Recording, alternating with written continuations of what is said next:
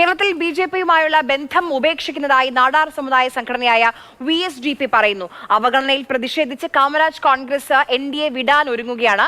മുന്നണിയുടെ ഭാഗമാകാൻ ഉന്നയിച്ച 5 ആവശ്യങ്ങളിൽ ഒന്നുപോലും കേന്ദ്രം അംഗീകരിച്ചില്ല എന്നാണ് പരാതി. പ്രതികരണം കേൾക്കാം ആദ്യം.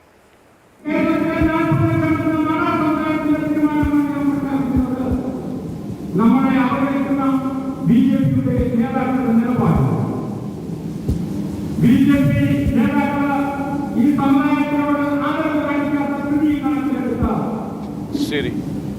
ശരി പ്രശാന്ത് കൃഷ്ണ ചേരുന്നുണ്ട് വിവരങ്ങൾ നൽകാൻ. പ്രശാന്ത്, 2016 മുതൽ വിഷ്ണുപുരം ചന്ദ്രശേഖരൻ ഈ പാർട്ടിക്ക് NDAയ്ക്കൊപ്പം നിൽക്കുന്ന ആളാണ്. വൈസ് ചെയർമാൻ കൂടിയാണ്. യോഗങ്ങളിലൊക്കെ തന്നെ പങ്കെടുക്കുകയും ചെയ്യുന്ന വ്യക്തിയാണ്. എന്തുകൊണ്ടാണ് ഇപ്പോഴത്തെ ഒരു ഘട്ടത്തിൽ, കാരണം തദ്ദേശ തെരഞ്ഞെടുപ്പ് വരാൻ പോകുന്നു, 1 വർഷത്തിന് ശേഷം നിയമസഭാ തെരഞ്ഞെടുപ്പ് വരാൻ പോകുന്നു, എന്ത് ബുദ്ധിമുട്ടാണ് ഇപ്പോൾ BJPയിൽ നടക്കം നേതൃത്വം നൽകുന്ന പാർട്ടിയിൽ നടക്കം നേരിടുന്നതായി വിഷ്ണുപുരം പറയുന്നത്?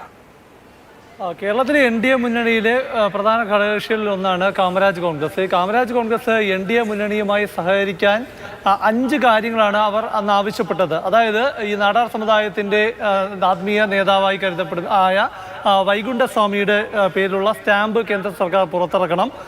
കേന്ദ്ര സർവകലാശാലയ്ക്ക് ഒന്നിന് പേര് നൽകണം.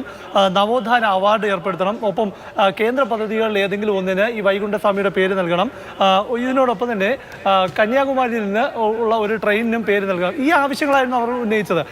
കേന്ദ്രമന്ത്രിയായി V മുരളീധരൻ ചുമതലയേറ്റ ശേഷം ഈ VSDPയുടെ ആസ്ഥാനത്ത് വന്നപ്പോൾ അന്ന് അവർ നിവേദനമായി ഇക്കാര്യങ്ങൾ അറിയിച്ചതുമാണ്. പക്ഷേ ഇതിലൊന്നിലും തന്നെ ഇതുവരെ ഒരു തീരുമാനവും ഉണ്ടായിട്ടില്ല എന്ന പ്രതിഷേധമാണ് അവർ പ്രകടിപ്പിക്കുന്നത്. അതുകൊണ്ടാണ് ഇന്നലെ ചേർന്ന VSDPയുടെ യോഗത്തിൽ പ്രതിനിധി സഭ ഒന്നടങ്കം ഈ BJPയുമായുള്ള ബന്ധം ഉപേക്ഷിക്കണമെന്ന ആവശ്യം ഉന്നയിച്ചിരിക്കുന്നത്. ഇത് BJPക്ക് ഉണ്ടാകുന്ന NDA മുന്നണിക്ക് ഇത്തരത്തിലൊരു തീരുമാനം കാമരാജ് കോൺഗ്രസ് എടുക്കുമ്പോൾ അത് തദ്ദേശ തെരഞ്ഞെടുപ്പ് അടുത്ത് വരികയാണ്. നമുക്കറിയാം, തിരുവനന്തപുരം ജില്ലയിലെ പാറശാല, നെയ്യാറ്റിങ്കര, കാട്ടാക്കട, അരുവിക്കര മണ്ഡലങ്ങളിൽ നാടാർ സമുദായത്തിന് നിർണായക സ്വാധീനമുള്ള വോട്ട് ബാങ്ക് തന്നെയാണ് അവർ. അപ്പോൾ അതുകൊണ്ട് തന്നെ ഇത്തരം ഒരു തീരുമാനത്തിൽ വിവരങ്ങൾ നൽകിയത്.